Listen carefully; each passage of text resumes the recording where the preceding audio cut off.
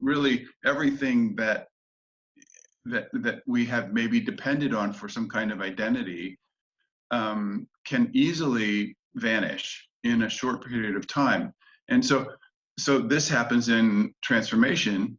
It's the middle state, the liquid state, between one solid state and another solid state of a different shape. In between, you have to have a liquid state or there's no transformation. So any facilitator of shift or transformation, any facilitator that needs to feel actually at home there.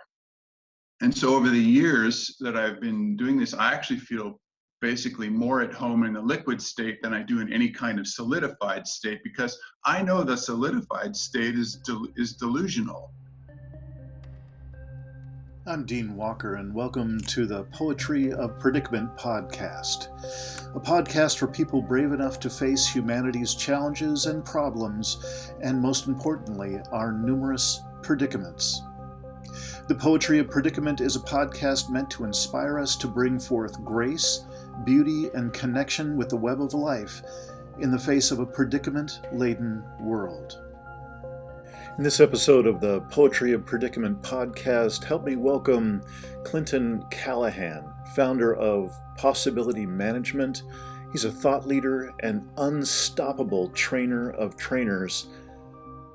Clinton Callahan. Wow. So I only got a hint from your letter about what the theme was that we're going to go into, but I was excited about it because it sounded nuts and bolts, or it sounded like a meeting of the wizards or something like that. Yeah, it feels like that to me. That's great. So you ready to just kind of go at it? Yeah, unless you wanted to frame it up, or are you going to frame it up inside the talk? Yeah, let's just do it that way. I think it's going to be fine that way. You know, Clinton, I'm realizing that this is our third time being together in the podcast way, and I'm very excited to have you on the Poetry of Predicament again. And this time, I'm particularly, I'm really on fire. So I am so glad to just make things happen in a very short time. And for those who have not seen, really the most recent one interview with you, Clinton, was I want to say 3 months ago-ish. I'm not certain. I lose track of time. But I would recommend for folks to also check that out, and I'll put the link to that episode in the show notes. And so let me just get right at it. We have Clinton Callahan on the Poetry of Predicament, and Clinton is the founder and now one of the co-conspirators in a body of work that's quite remarkable. Broad sweep, it could be called Possibility Management, but there are so many other names and facets that I've just heard while I've been learning about it. I'd be curious if you could just fill in any gaps in how else you characterize your work. And first, let me just, perhaps I could ask you to also introduce yourself the way you would most like to be introduced once I stop talking here. But I want to introduce really the questions, and I want to introduce the topics that had me so fired up to get in touch with you and ask you for this time, and then cut you loose. So I've just recently gotten back from Greece from a week of workshop with Jem Bendel and his partner, Katie Carr.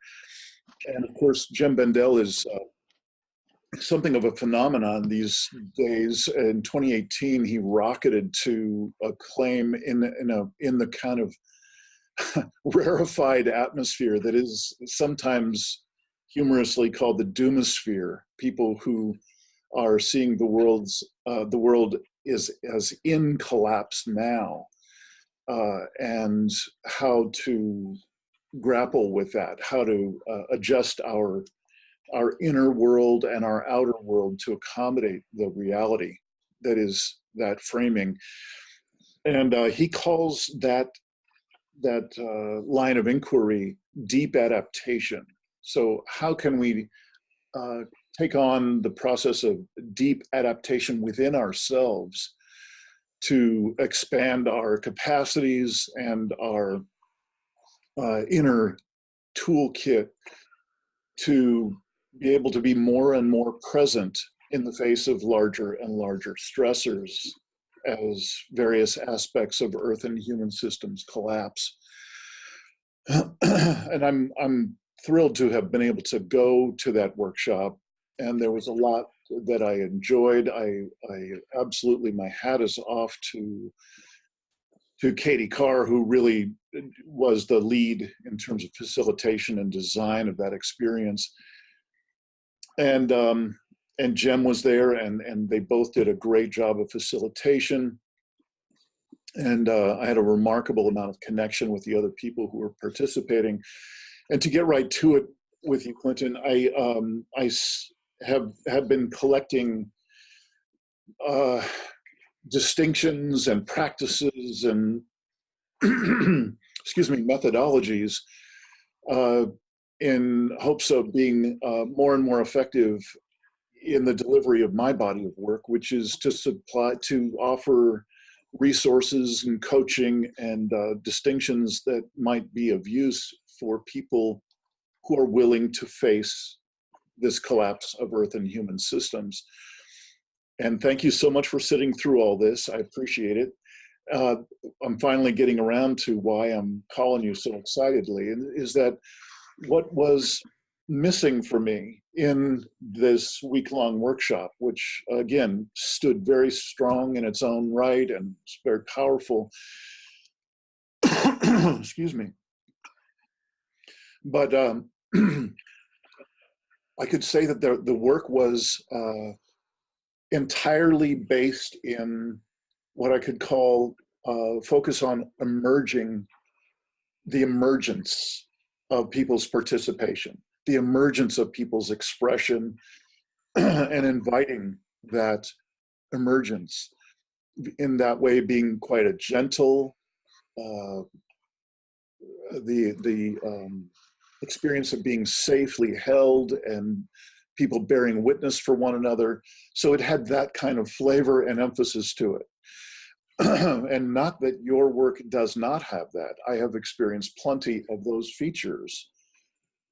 But what was missing for me, and why I'm so excited to speak with you, is that I believe that you and your cadre of co-trainers and designers and so on, possibility managers, what I experience your work doing is bringing together both that emergence-oriented technology and what I would call a more evocative way of interacting within myself, with others, and with the relatedness that's going on in a possibility lab environment, which is what you call your more advanced sessions that you offer to people. So I'm here excitedly ready to speak with you about that balance and hear from you, how would you talk about that kind of balance between a couple of different elements? And I'm quite clear that there are many other elements we could be talking about as well, but we could possibly start there. And I'd also love to hear what you're up to, because I know that literally every time we talk, you've got another, broad horizon in front of you. So thank you again for sitting through that long introduction, or at least setting the context, and say hello to folks and welcome here. Well, thanks for continuing this conversation, and particularly thank you for directing it in more specific ways, in more pertinent kind of ways, because I think we all have roles to play in the events that are unraveling or unfolding or emerging, as you were saying, and the roles are theoretically, often the invitation is the roles are determined by external forces or by society or by some kind of understanding of who we are as human beings on a planet. And those roles are, as things are emerging, it's becoming clear that the roles are really created by ourselves. It's important for each of us to determine our own role, and otherwise we're just going to do the lemming show. This is the lemming show. We follow where the group goes. We all go off the cliff, and end of story. So there's this huge opportunity to, as things disassemble, there's more and more space and necessity for people to show up as we are, and as we are capable. So for me, there's this huge shocking and sad difference between, for example, transformation and collapse. And it's a deceptive situation, because we are designed for transformation. Human beings have this rare capacity to evolve in a single lifetime.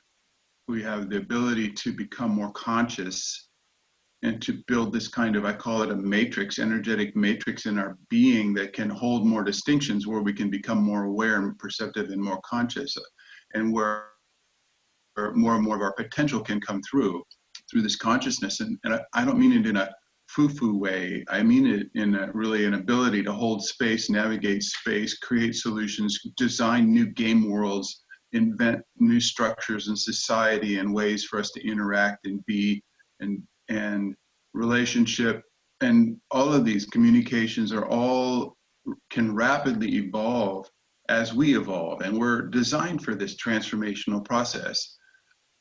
Whereas collapse, there isn't anything on the other side. It's like transformation is a bridge and collapse is a pier. And the pier, you go off and there's just sharks and piranhas, and you don't know what it is. There's no other side. And so the experience of it is at the beginning still the same.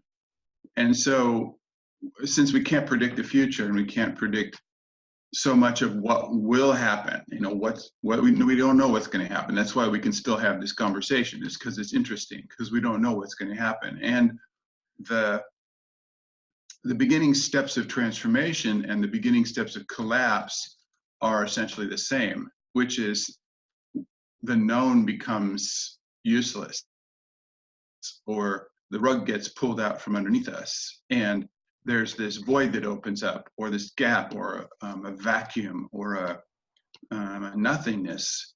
And so the value of having systems collapse is that the nothingness, or the void, is cast upon us.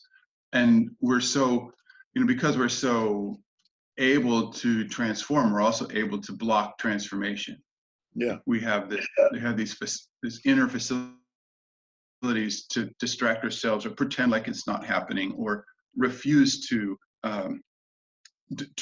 step over the edge like that. We're masters at staying in our mind and thinking that everything's okay or everything's fine, and we're really experts at blocking transformation. But we're also we have the potential to be experts at facilitating the evolutionary shift that's available in transformation. Right. So could I just pause for a second? Yeah.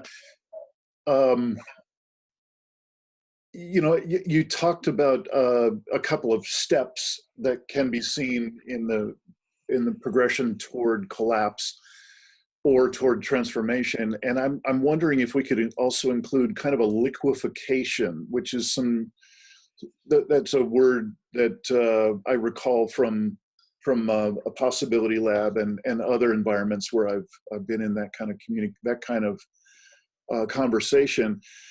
and I'm noticing that one, the very much the dynamic that you were just describing is still present if we include that liquefaction before there's the complete nothingness. You know, things just drop out. And why I'm saying that is, it's in my experience, this kind of evoking these consciously evolutionary aspects of ourselves forward. We can start to consciously engage with the process of liquefying our world and our perception, deploying our attention in a particular way. And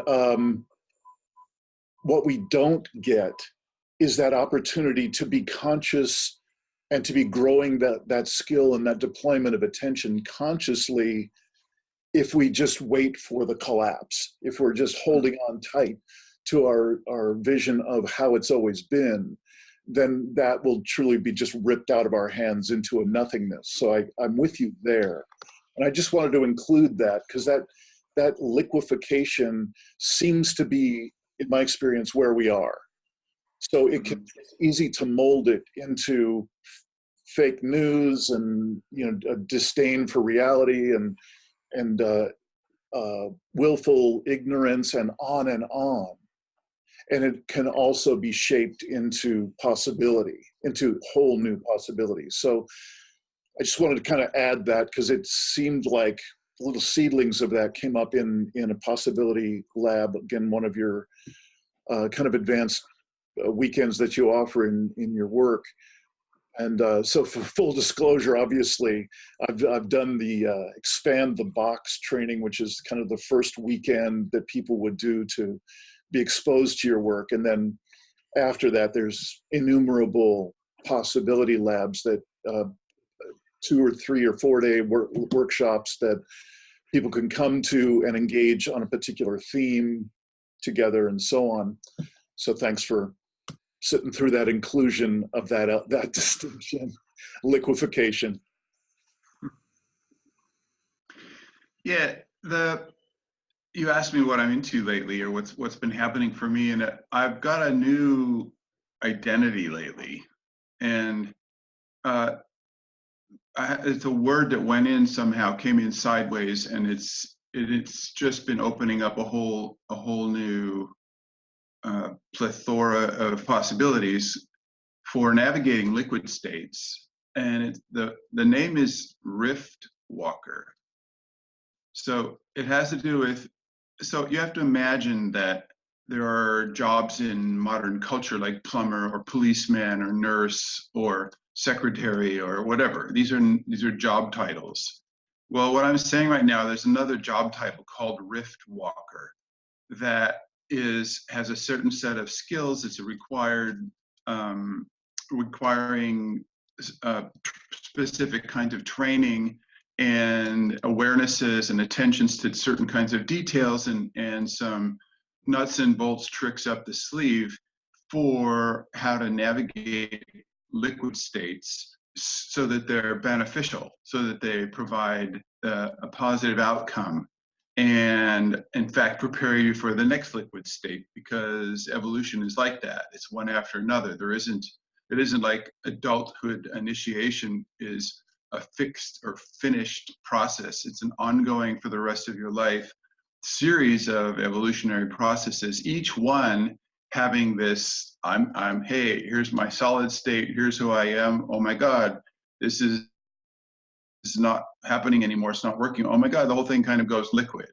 And then what? Well, we're not prepared for that. Modern culture does it in no way. School or any professional training prepare us for becoming liquid, or for having things desolidify, for having the known shift into fluid flux relationship with each other. It really, everything that we have maybe depended on for some kind of identity can easily vanish in a short period of time. And so this happens in transformation. It's the middle state, the liquid state, between one solid state and another solid state of a different shape. in between, you have to have a liquid state or there's no transformation. So any facilitator of shift or transformation, any facilitator that needs to feel actually at home there. And so over the years that I've been doing this, I actually feel basically more at home in the liquid state than I do in any kind of solidified state, because I know the solidified state is delusional. It is an illusion, but it's also for me to believe in it as who I am, or what is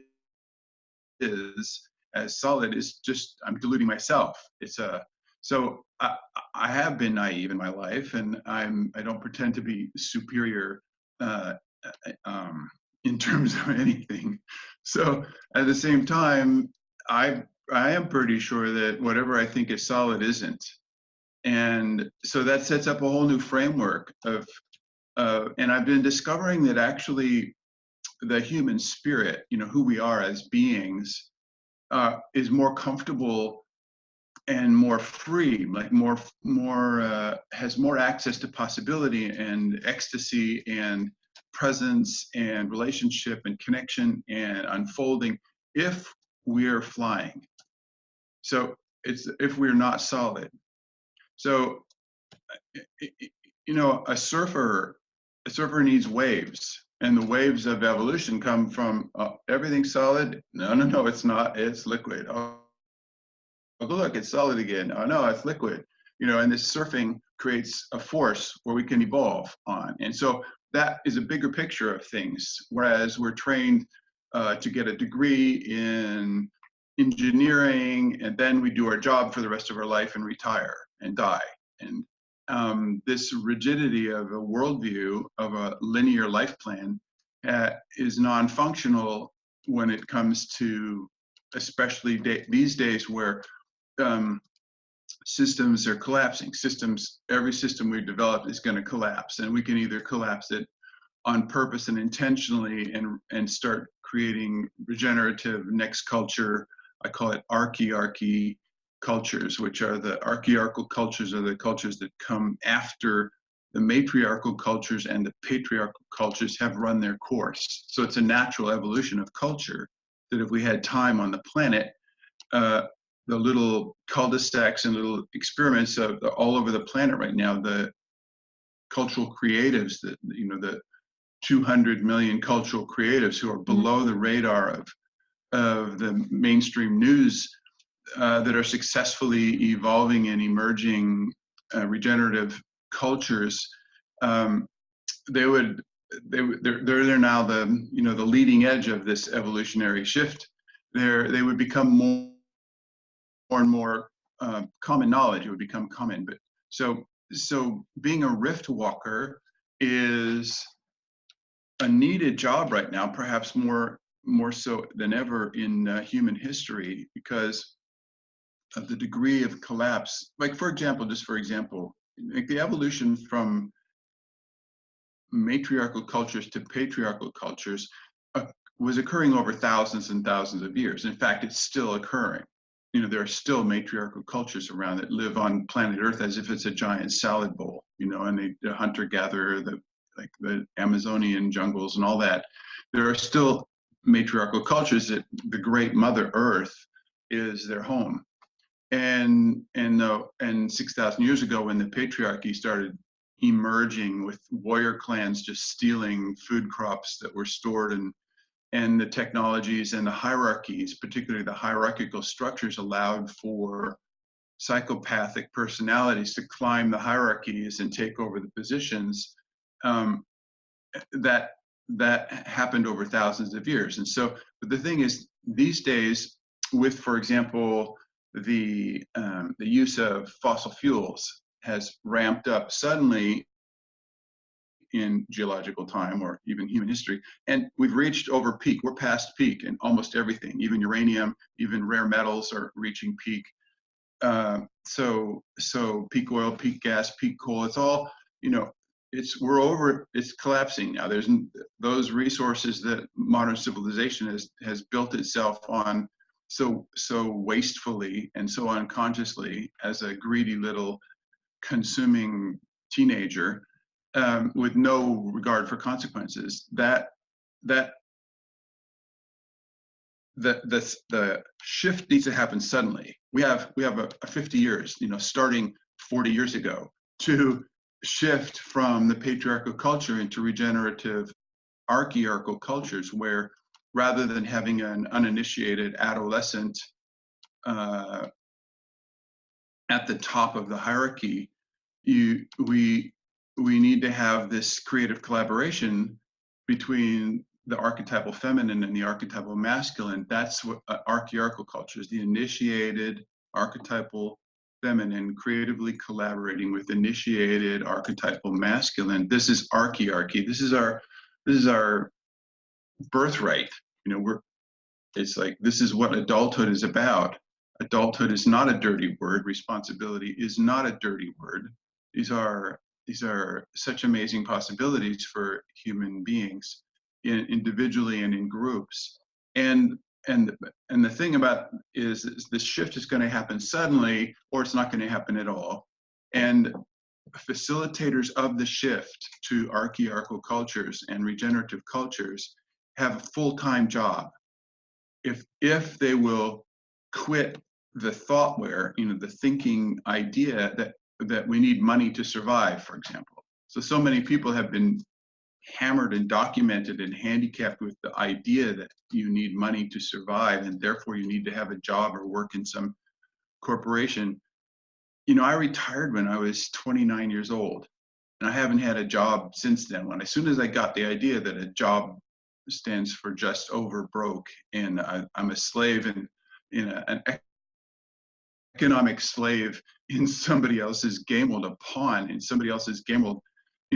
As soon as I figured that out, I go, I'm not doing this. I just don't care. I'm not going to do, if I have to eat, dandelions, and I'm going to just, and so I have never, look at me. I'm not, I'm not skinny, and I'm in Bali right now. I'm living in the most luxurious place, and it's not like I have a bunch of money. It's just that I get supported because I'm a rift walker, because I'm serving humanity like you. I'm doing what the Earth Coincidence Control Office needs me to do. I get instructions ongoingly for serving the evolution of consciousness on the Earth, ongoingly, and everybody can have that. It's the instructions are waiting for each person, for you, whoever's watching this. These are part of your instructions right now. And so how do you do that? This is a set of skills, and this is where it starts getting really interesting for me. Like, if you don't have your center, if you don't take your attention and put it on your energetic center and find out which external authority figure you gave your center away to, and take it back. If you take your back and put it on your physical center, you have this experience suddenly of being centered. And then you can make a grounding cord from your center to the middle of the earth, to Gaia. In the middle of the earth, you can make an energetic connection, which is a two-way connection, so that you can be centered and connected into Gaia, and get instructions from needs and requests and from Gaia. And then you also need to make a bubble of space around yourself, because this is your energetic bubble of space. Otherwise, you're enmeshed, you're fused with, and you can't stand in your own culture, your own necessity, and your own mission, your own job to do, your own skill bank, your own vocabulary, your context, your own culture. So you have your center, your grounding cord, your bubble, and then you can also start holding space. You need those three things in first position of a rift walker, of a possibility manager. You need those three basic things: center, grounding cord, and bubble, before you can start holding space. Well, holding space is the beginning of adulthood. It's the beginning of creating a game world. So the whole interaction of human beings around the planet is negotiated through game worlds, and the game worlds are as simple as a post office, which is how does the game world of post office work? Well, you have something. It's an ancient game world. I know it's almost nobody goes to the post office these days, but you have a letter, and it has an address, and it has a zip code, and if it doesn't have the zip code or a stamp, you need to buy a stamp. then if it's all correct, then they make the promise to deliver this to whoever's on the address, and you pay them a certain amount of money. Well, oh my God, to play the game world of post office, you need to play the game world of money. So there's these game worlds, all these game worlds involved. And so that's a different conversation. But when you're holding space and navigating space, that's what's needed to be a rift walker. It starts with holding and navigating space, because the space determines what's possible. And when a person hits the edge of the rift, when the things start to go liquid, when the known starts becoming insanely, ridiculously not known anymore, it's false. It's been an illusion the whole time, and you start collapsing into this groundless state. Then the rift walker says, "Yeah, welcome to reality." I mean, there's a woman named Pema Chodron who says the nature of reality is groundlessness. Well, that's been known a long time. But okay, where's the college degree in groundlessness, navigating groundlessness? How can you get a rift walker degree? Well, you can, but you have to find it in places like possibility management and things like that, where we are training each other and facilitating evolutionary shift to the development of consciousness like that. Yeah. Well, thank you. That was a great tour you just took us on. And I want to just share with you part of the jargon or the ways that I contextualize a few certain pieces that you've been pointing at, and just see if it sparks you in any particular direction. So what you were just describing, especially you were describing the energetic domain and some reconnection of conscious reconnection with that energetic awareness and our energy body in the first place. Then you were talking about deploying that in a way that reconnects us deeply with Earth. And then you expanded it out to the next layer could be said to be the connection with others, given that energetic foundation that you've just been laying out. And that kind of coincides, that seems to overlap really nicely with just the shorthand that I use when I'm talking with folks who have no idea about the stuff we're talking about. Like, they're literally at the level of don't know that they don't know about this stuff. And I know that this is where you truck most of the time.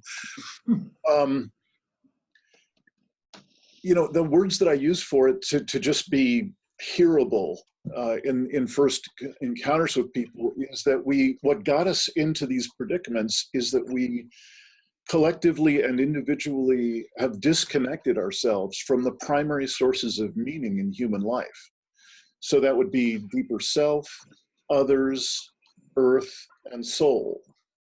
And, of course, there's all kinds of ways we can talk about it, but this is just giving me and this other person a way to speak about it. And oftentimes, just by saying that, I can ask people, so do you have a sense of any of those disconnections? Is there a way that you feel disconnected from other people, for instance? And off we go into a first level of conversation about that. And what's at the center of it for me is this notion of having disconnected from reality. So we don't know that we've been we fully disconnected ourselves from every major reality point that we could have connected to, and that at one time perhaps we were. And so what I hear you saying is that you might use entirely different ways of talking about it, but your work is an invitation to reconnect with these vital sources of meaning, sources of connectedness with the web of life. And it's only there that we could ever hope to find or experience or imagine even truly new possibilities. Because the getting there, the reconnection process involves that liquefaction that you're talking about and that groundlessness. And that is something that we appear to be collectively terrified of. We'll literally watch ourselves go extinct before we'll stick ourselves intentionally in that uncertainty. So let me just stop there. I'm wondering if that sparks anything, and if not, please feel free to go in the next direction. Well, it's exactly at the center of our self-deception, I think, partly to do is that we have a really limited and childish, actually, or self-handicapping, at least immature way of relating to who we are or what we are. And so we have not inquired. We have not inspected. We are uninspected. We have not inspected the thoughtware that we're using to regard what we are or who I am. Who am I? What am I? So just by adding a couple of distinctions, we have this huge opening of clarity that it empowers us to reconnect in phenomenal ways. And so I'll just mention this idea of a human being having, for example, 5 bodies. So we don't even ask this question. We assume that, well, yeah, my body is my physical body, but who I am really is my mind. You know, we're identified with our thinking thing. And then that's it. That's really it. And the concept of soul or being, whatever, is something from the church or some esoteric new age kind of thing, which who knows, whatever. It's just esoteric. You don't talk about stuff like that. I mean, it's like, who can understand that? So forget it. And so the result is, I've been traveling around to do my work in different eco villages and game world places where they're actually facing into transformation and shift. And in the interim places, what I see human beings mostly doing is, we have these little things. And so here's what people look like to me. They look like, Yeah. okay, all right, okay. Nobody sees that as weird. People these days do not see that as weird. It is so weird. It's sick. I looked up a word yesterday, fascinated.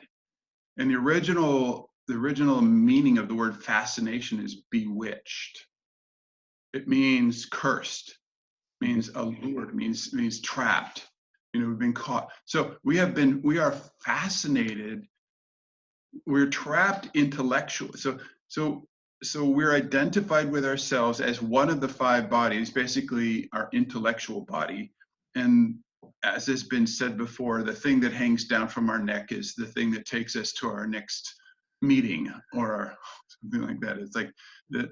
And so who we are is this mind, this intellectual construct, and the thoughts that go around in there. And it's like, okay, and then that thing, since it's so disconnected from the whole of reality, can be bewitched, and we trapped in the mentally stimulating world of the little activities of our smartphones. And even in Asia, like where I'm in Asia right now, it's shockingly disconnecting. I can be, it doesn't matter where I am. I'm on a train, I'm at a restaurant, a cafe, I'm walking down the street. People they're just locked into these things. There is no connection there. And it's so stimulating and overwhelming in our identification with our mind that we don't notice that. And then we wonder why we're starving. So we have these 5 bodies. We have this physical body, and there is some awareness of eating at McDonald's and fast food and eating from modern technology, culture, agriculture with GMOs and that fertilizers and things is starving our physical body. But we have this intellect, and the intellect is actually starving for intimacy. So we can have intellectual intimacy that we're having that right now. You and I, even though we're distanced by thousands of miles from each other, in the physical world, our energetic body is capable of, like, I can feel your being. I have a being to being connection with you for months now. We've had this connection, and I feeds me. I know Dean Spillane Walker's out there doing cool stuff, and we have this resonance, and it's feeding me my connection with you. So that's my energetic body, but I also have an emotional body that is also starving and needs food. So the emotional body has to do with feelings and emotions and communicating, being heard and hearing these interactions, this trade back and forth, this flow of this emotional and feelings energy that's hugely intelligent and hugely powerful, and is a rocket fuel for our ability to deliver what we came here to deliver, which opens up our archetypal body. So the archetypal body is the fifth body, and it's the one where we actually, I have a job to do here, that I'm using the vehicle of my physical body and the energy of my emotional body and the ability to communicate and relate to my intellectual body and the sensations of my energetic body to deliver. But the job comes from my archetypal domains. And we are so designed to be archetypal. We're like, the universe has this archetypal nature to it. And the cool thing about being a human being is we have this, we're organic, they have this organic form. And at the same time, we have this direct access to bright principles and shadow principles and these forces of nature that are archetypal, with jobs to do that we can communicate. You can communicate and relate and facilitate the presence of the archetypal, even in man-woman relationships, even in our work, in our workplace. We can, our archetypal circles and the functions of the workplace in terms of the evolution of consciousness, the potential for that is immense, and it's archetypal in nature. And so, like, so we can't even begin, to feed and nurture our five bodies unless we shift our identity from being merely an intellect to being a five-body complex organism that has access to the archetypal and needs, every one of the bodies needs food. And then we can have intimacies. We can negotiate five-body intimacies with each other. And that is amazingly fulfilling, enriching, dynamic, transformational, delicious way of relating to in my life, in the world. Yeah. Again, beautiful loop that you've taken us on. I'd like to step into some shameless promotion here, mostly because one of the things I came away from my time in Greece, the workshop that I did with Jem and Katie, I came away with a renewed sense of the urgency of our time in human history and where we are and what we're facing. And I'm realizing it's time for me to just stop being polite and diplomatic and not want to ruffle people's feathers and so on. And I'd love to ruffle a few feathers, and I'd like to just go straight into some of the promotion of your work, and I'm doing that entirely selfishly because what I want is a whole lot more people in my circles who are facile in the way that you've just been describing, and I'm hungry for being fed in the way you were just describing.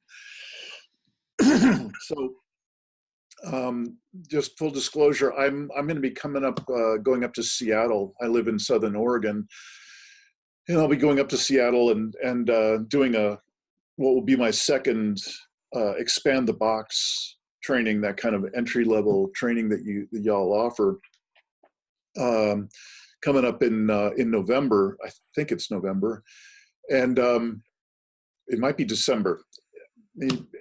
I will put all the contact information in the show notes of this particular episode of the podcast.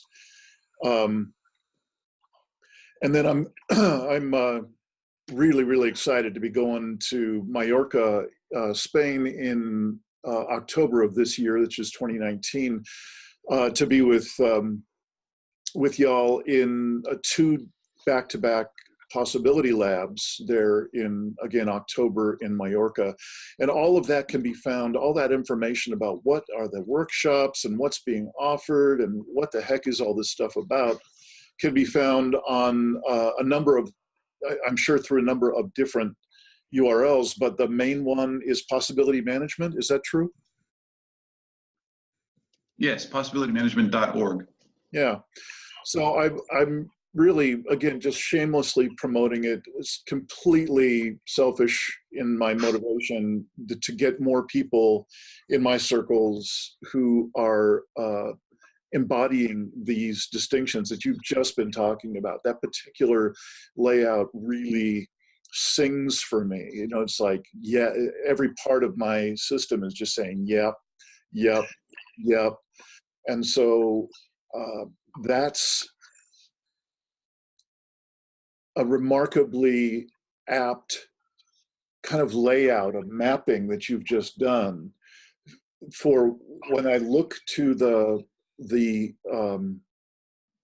deep adaptation introduction training that Jem and Katie just did. And I look at the 3-month-long webinar that I've just created called Deep Adaptation in Times of Collapse, you know, looking at really just a beta test for what's possible to do online. How much can we actually exchange in a meaningful way online and so on. And what I'm seeing, I'm going to loop now back to that way too long introduction that I did at the beginning of this talk. When I was talking about, on the one hand, is this kind of emergence, inviting what emerges, methodologies that are beautiful and have their place, and they're exquisite when they're used in the way that they're most potent. And what I was hoping to invite you to, which you've done beautifully, is to engage in the conversation of what else is possible if we kind of go beyond that sort of passive, gentle, just inviting what's emerging naturally and so on. If not that, then what? And there is just by the mapping that you've done, just by what you've shared already, there's so much more active engagement, and there's mapping of multiple levels. In fact, multiple bodies, as you were just describing, which has absolutely been my experience of, you know, learning through different lineages for my whole life. And so, you know, I could say that everything I was hoping for in this conversation has been delivered, and you know, I'm sure we can cover more ground.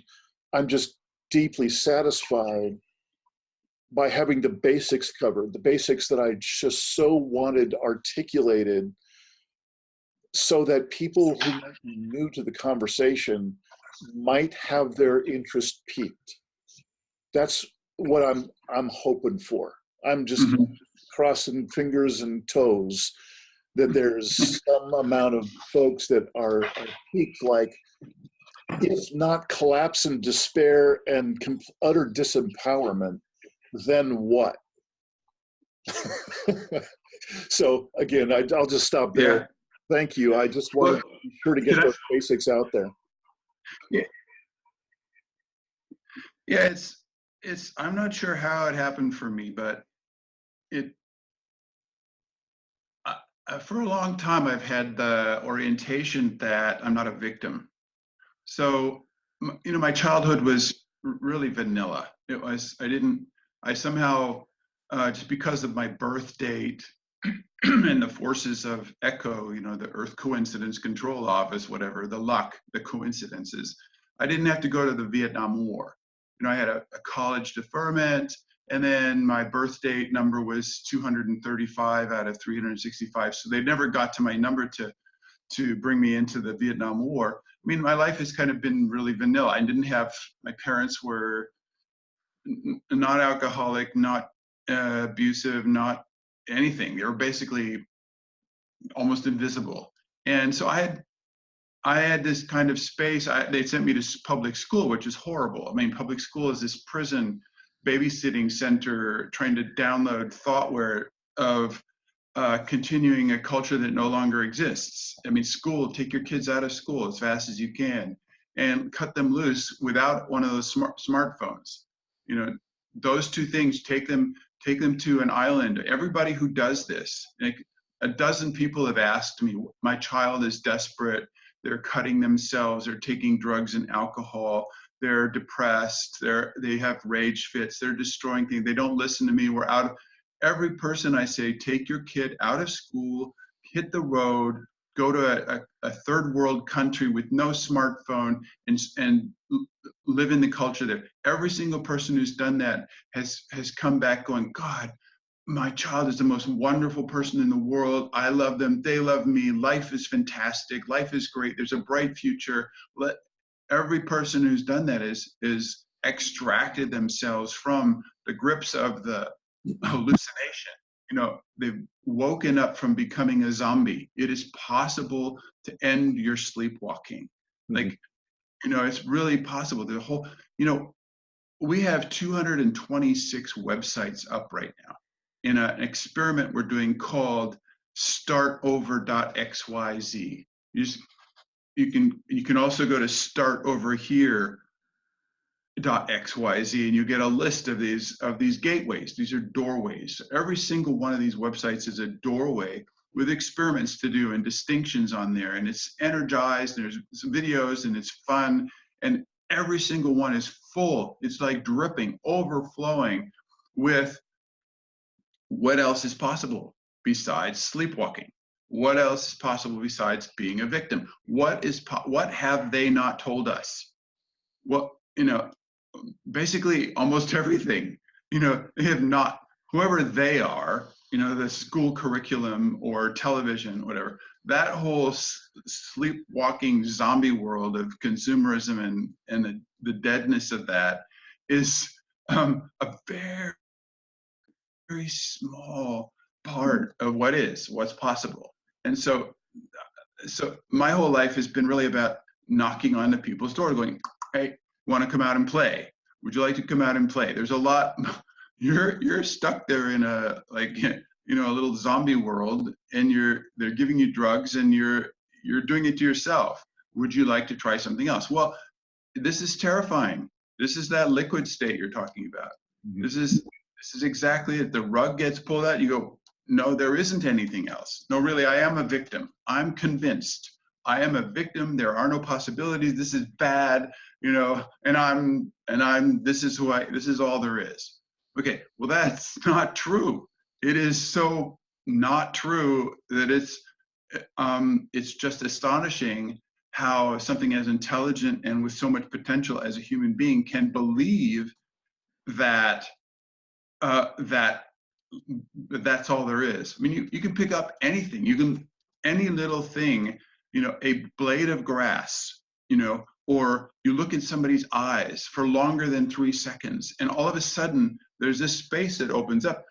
Nobody looks in each other's eyes for longer than 3 seconds because countenance starts happening. What is countenance? God, it's archetypal love starting to recognize that archetypal love exists in another person, and then your whole body starts vibrating with this flow of archetypal energy from love coming through, and it's just from looking in somebody's eyes for longer than 3 seconds. Try that experiment.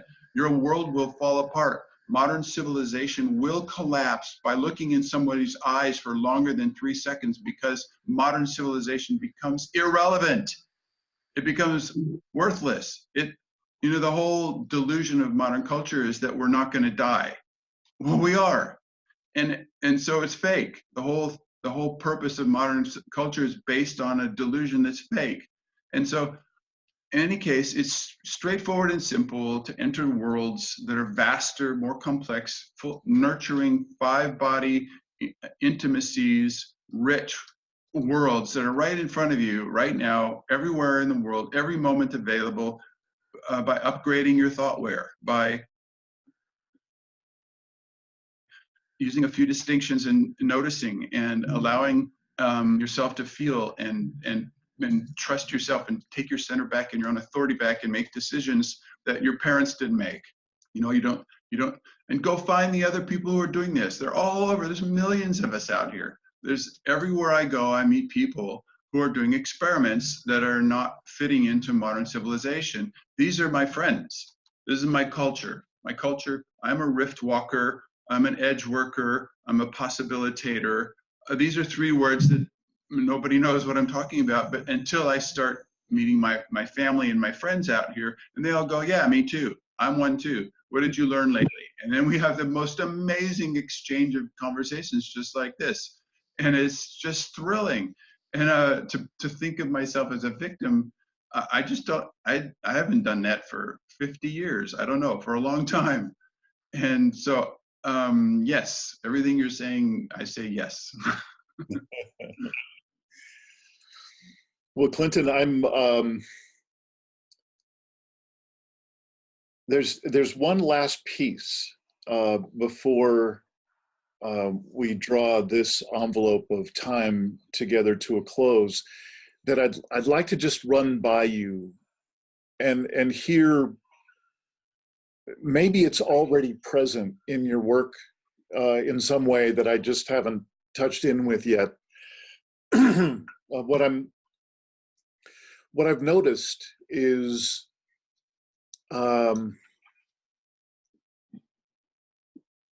there are certain distinctions that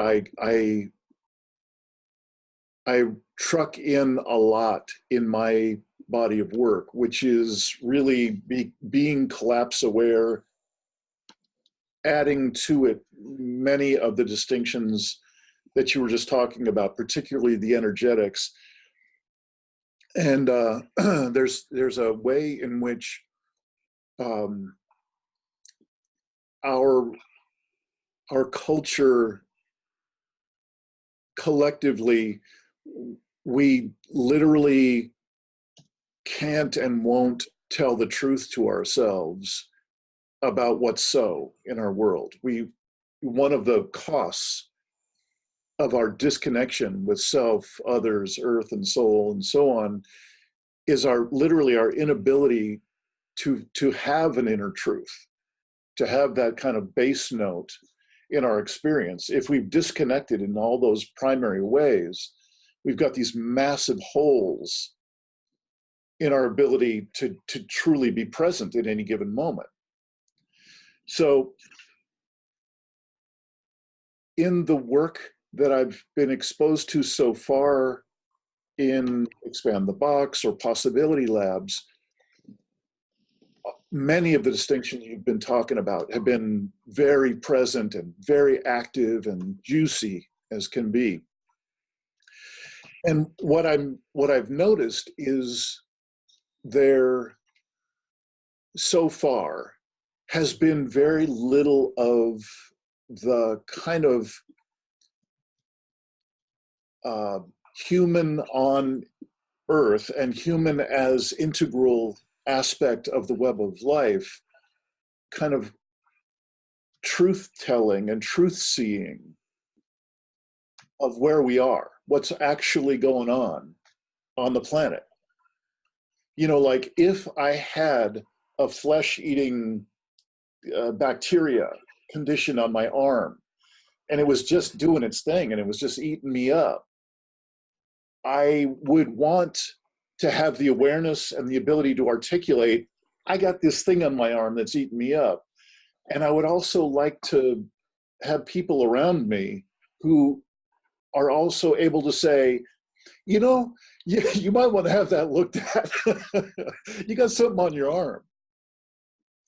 And so my experiences we collectively have so normalized our destruction and impact on ourselves, each other, the planet, our souls, that we rarely just speak the truth about it. Just what's so. I'm not talking about hitting each other over the head with doom and just that articulation on a somewhat regular basis to just stay abreast of what's so.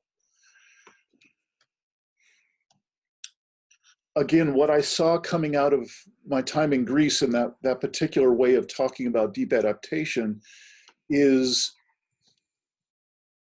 it is time to tell the truth about what's so. And again, not to found the entire beingness of us on this planet in it, but to just bring it to collective awareness in a way of naming what's so. So what I'm curious about is your experience of the work that you're doing, the possibility labs and so on. Is there any kind of shift to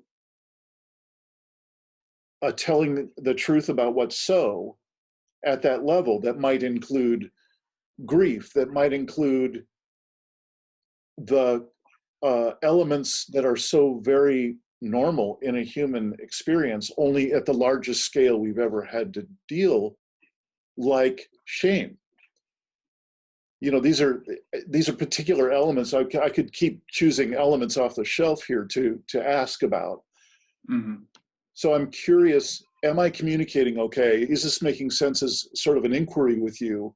And is it your experience that either you and your trainers are bringing that, or people who are participating are bringing that hunger to name what's so at that next level, both inside and globally? Yeah, thank you. In my research, or my wish to find friends, as I kind of described them before, I engage people in conversation or interaction, and the level at which the confront of what's so is able to occur in most people that I meet who have been born and raised in Western culture results in a conversation of we should, we must, we should, we must, and then as if that will do anything, or as if that is a realization. It's a philosophical, conceptual construct of we should and we must, and then that's the end. That's the last chapter in the book. That's as far as the books go, and that actually that's chapter 1 or chapter 0. The evidence of we should, we must is so evident, so self-evident that that's chapter 0. And then, okay, all right, what does this entail? What does this require? Like, how do I bodily engage what is to the degree that I am the thing that is the agent? I have agency. Yeah, exactly. Exactly. Yeah. So I'm more interested in agency. So agency occurs through responsibility. Well, responsibility is consciousness in action. So centeredness, and how do you get present? People cannot be present until they're able to feel, until they're on the new thought map of feelings, because the old thought map of feelings is feelings are not okay. It is not okay to feel. And if you get present in your body, you will have feelings. So the thought word that we're using from modern culture is it is not okay to feel, keeps us from being present. So to have a small now and a small here and presence in the body, to have agency, because the only place you can have agency is now. And the only person that can have agency is me. Okay, so for me to be a person with agency, with ability to create change, then I need to be able to feel and go through the liquid states of change. Like if I don't change nothing, I'm not going to cause change. Like, so I'm facilitating, you know, what we're training people is to be change agents through navigating in inner and outer changes through change. And so that after a few times of that, people start having agency to cause change, navigate change, and facilitate other people being able to have agency and change. And that's what the whole thing is about. Like if people can't create change, then we're failing here in possibility management. This is what it's about. It isn't a philosophy. It isn't like, oh my God, you know, we must stop burning the South American rainforest. We should do that. Right. You know, one law change and it's over. You know, I used to work at an ecosystem restoration camp in southern Spain where it's a desert. And Spain used to be famous for wall-to-wall oak trees, but the Portuguese came and, you know, built their armada of ships out of them, and it's now a desert. Well, it's a desert not because of that the trees were all cut down. It's a desert because the Spanish government pays every single farmer money every year to plow their fields and kill everything that starts growing. So if the Spanish government stopped paying the farmers to plow their fields, you know, we would have forests again. But it's a policy change. So okay, I've thought of assassinating, you know, every president of a corporation or a government, and then like, okay, because who's making the policy decisions? You know, if we change, I have a list on my website called Possibilica, which is a nano nation. I live in a nano nation called Possibilica. And we have a bill of wrongs, you know, and the bill of wrongs is you cannot own land. You know, you cannot, corporations have no personhood, you know, et cetera. It's a straightforward list of cannot. You cannot do this. You do this, you're dead. You know, you're killed. So it's pretty straightforward, and it's easy. That's all easy. So the thing that's not easy is adulthood. Presence involves adulthood and radical responsibility, saying what's so, but not just saying like what's so as a concept of we should, but saying what's so is, oh my fucking God, I'm tearing this apart. I am the change. My life falls apart. You know, people don't have to own property. People don't have to participate in the economic slavery system that's been set up for them. People can become game world builders and invent the culture they would love to live in, starting here, starting now. There's zero we should about it, you know, or they should, you know, or we have to. Zero. None of that. It starts right here, right now with me in the liquid states, the transformational liquid states of evolving my own consciousness and everybody I talk to.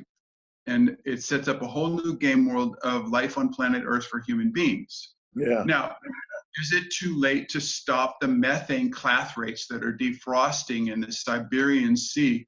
And you know, we're almost at 2,000 parts per billion of methane, which, if you look at galactical records, is equating to 16 degrees hotter than we are now.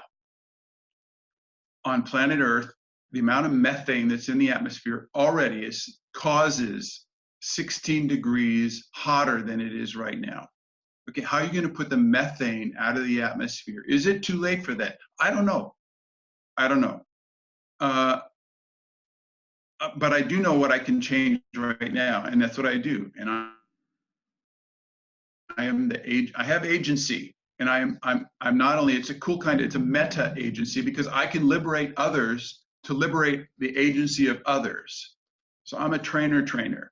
I train trainers to train trainers to train trainers. So this is the agency that I have and that I am implementing as fast as I can, all day long and all night long, every day, this is what I do, and this is what I am, and this is what you're doing, this is what you are, and it's a fun job.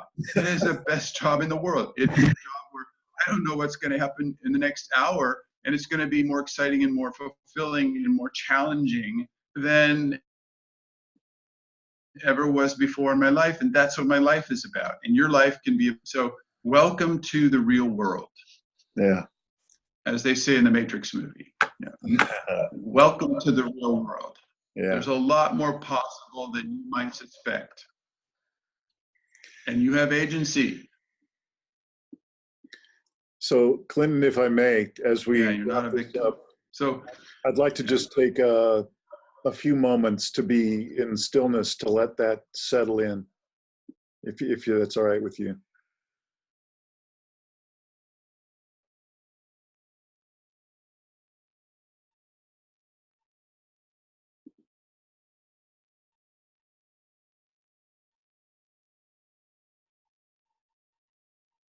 Mhm.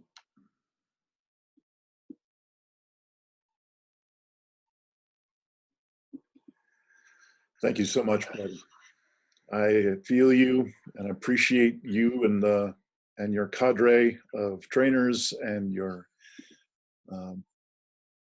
just utterly contagious enthusiasm for being a part of this miraculous web of life we all have the privilege of being a part of. And I'll look forward to our next time of being able to be together. Perhaps that's in October, or who knows, maybe we'll have another round of this before then, who knows. So my warmest thanks to you, and I wish you well. H.E., thanks for the space that you're holding, that we can share these kind of things with other people. Yeah. Enjoy your day, brother. Okay, Dean.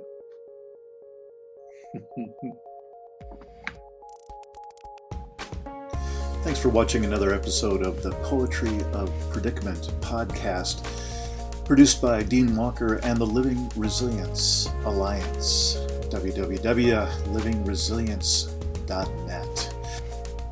Also available on our website, www.livingresilience.net, is a wide array of articles, online learning series, arranging group and individual resilience coaching, and sign up for our every other Tuesday free support group that we call Safe Circle Calls.